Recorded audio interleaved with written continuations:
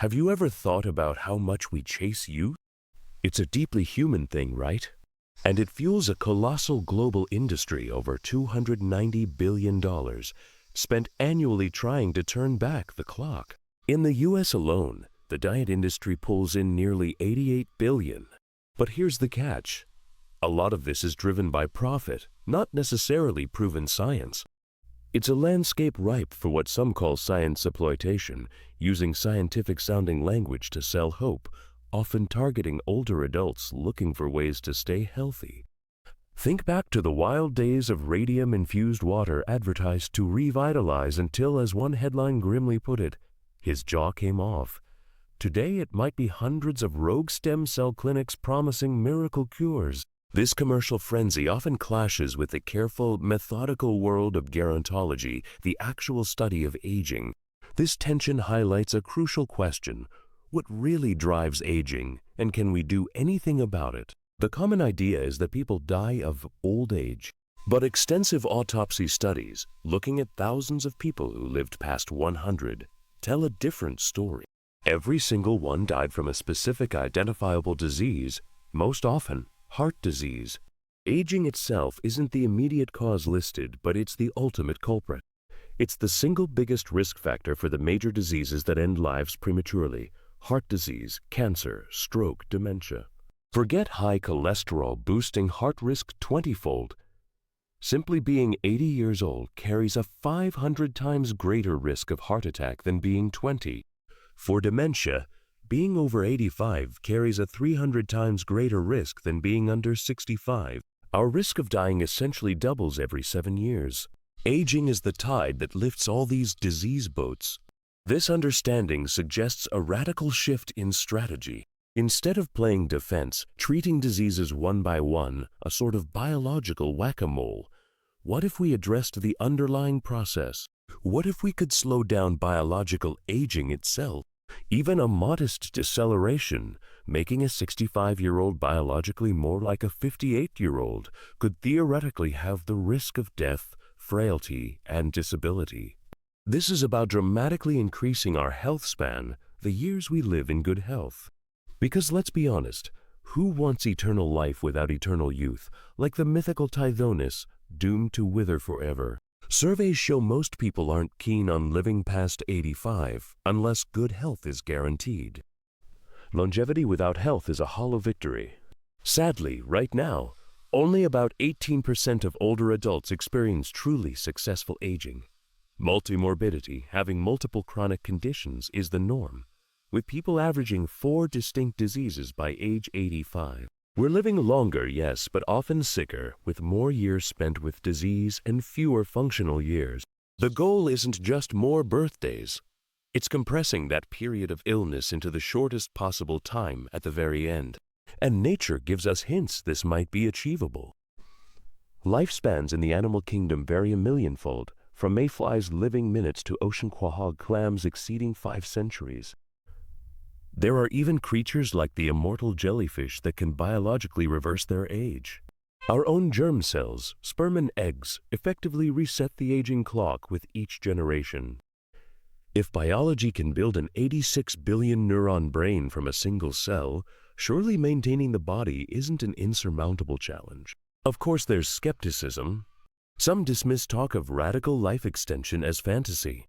But history is full of experts declaring things impossible right before they happen, like Lord Kelvin dismissing flight just before the Wright brothers took off. In labs, scientists have dramatically extended lifespans, tenfold in worms, 70% in mice, 40% in rats, just by restricting one amino acid. Some even talk about longevity escape velocity, where science adds more than a year of life expectancy for every year that passes.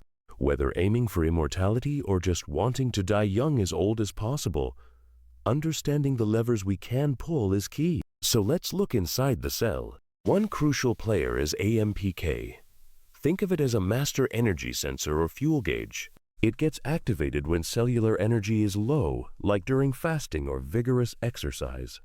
This tells the cell to switch from storing energy to burning it, and importantly, it kicks off autophagy, the cellular cleanup crew. AMPK activity naturally declines with age, but boosting it extends lifespan in lab animals independent of just eating less. Exercise is a fantastic natural activator.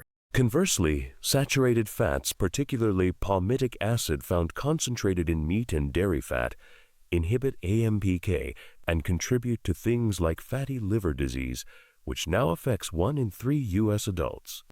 Overfeeding studies show excess calories from saturated fat pack on liver fat far more than the same calories from sugar or unsaturated fats. Fortunately, certain foods can give AMPK a boost. Barberries containing berberine, black cumin seeds, hibiscus tea, and even vinegar, which tricks the cell into thinking energy is low. Fiber-rich foods like beans and whole grains also help indirectly, as gut bacteria ferment the fiber into compounds like acetic acid, the same stuff in vinegar. That cellular cleanup crew I mentioned, autophagy, is vital. It means self-eating, and it's how cells break down and recycle damaged proteins, worn-out mitochondria, our cellular power plants, and other junk. This process won a Nobel Prize in 2016. It keeps cells clean and functional.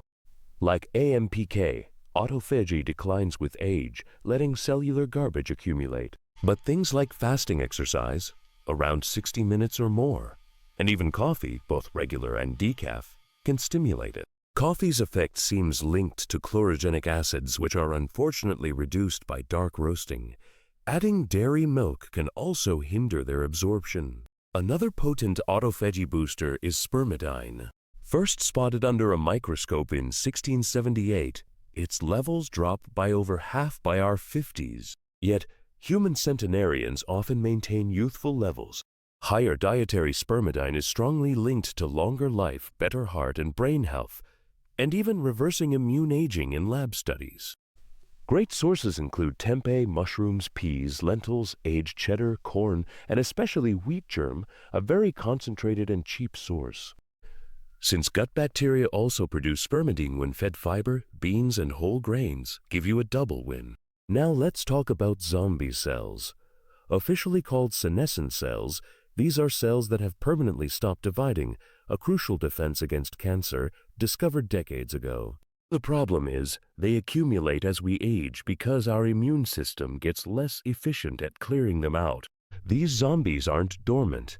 They spew out a cocktail of inflammatory molecules called the SASP, driving chronic, low-grade inflammaging throughout the body.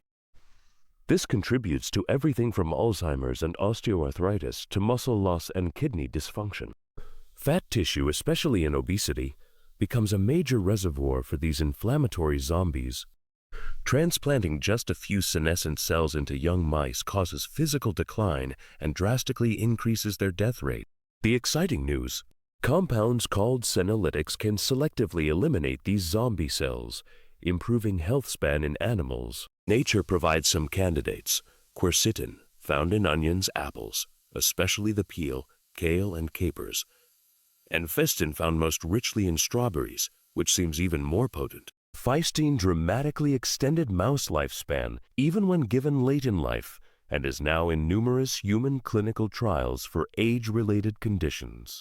Another unavoidable process is glycation, essentially the browning reaction you see in cooking happening slowly inside us at body temperature. Sugars react with proteins, forming harmful molecules called advanced glycation end products, or AGEs. These act like molecular glue, irreversibly cross-linking proteins.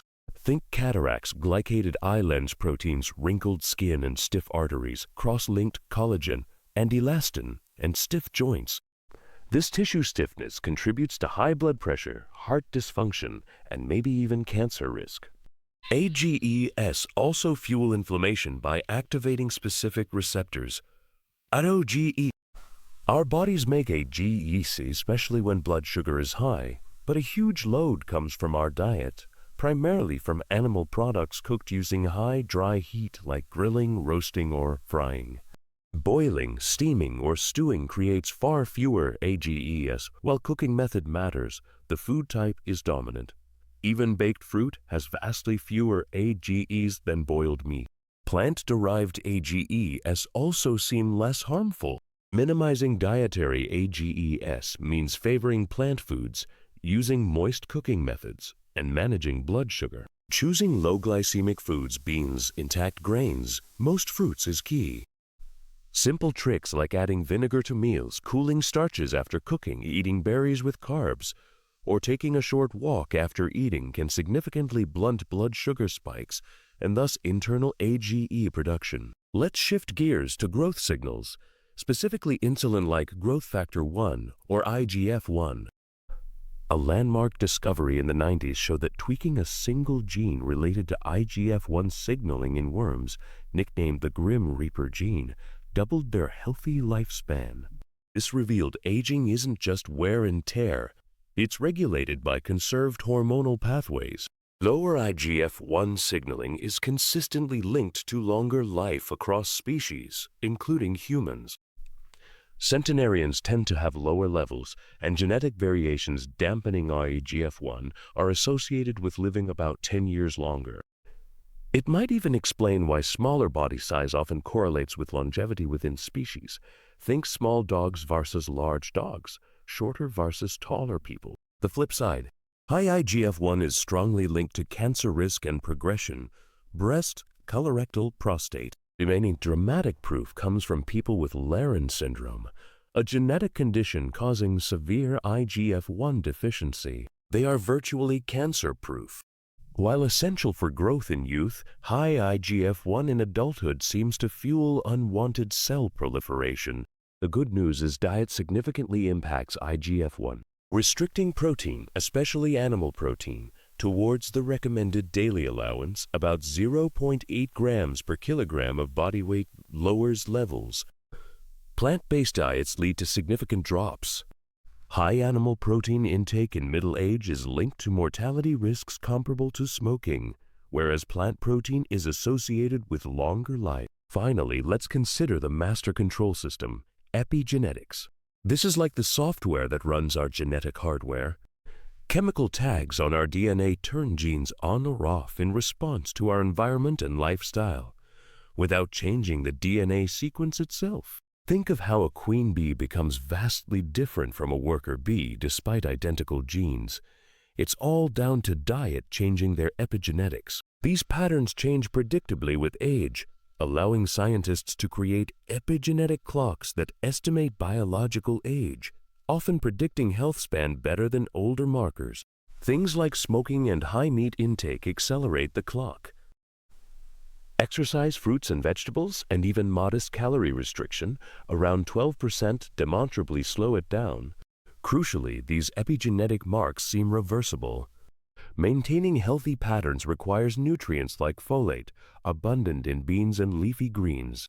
Getting enough folate, preferably from food sources rather than relying solely on synthetic folic acid, appears vital for epigenetic health. Underlying many of these processes is that chronic low-grade inflammation, inflammaging. This persistent smoldering internal fire, possibly an evolutionary mismatch from our ancestors' need for a hyperreactive immune system, is now recognized as a key driver of nearly all major chronic diseases. Cooling this internal fire is fundamental to healthy aging. So what's the takeaway from this journey through the science of aging? It's not about finding a single magic bullet in that multi-billion-dollar anti-aging market. It's about understanding that aging is a complex, dynamic process driven by interconnected biological pathways controlling energy sensing, cellular cleanup, damage accumulation, growth signals, gene expression, and inflammation. The truly empowering message is that these pathways are remarkably responsive to our daily choices. While genetics plays a role, maybe 15 to 30%, the vast majority of how we age seems sculpted by lifestyle, particularly our diet and physical activity. The goal shifts from merely adding years to life to adding healthy, vibrant life to our years. The exciting part isn't waiting for some futuristic intervention. It's realizing that the power to profoundly influence our own aging trajectory, to compress morbidity and truly die young as old as possible, is largely within our grasp, starting with the choices we make today.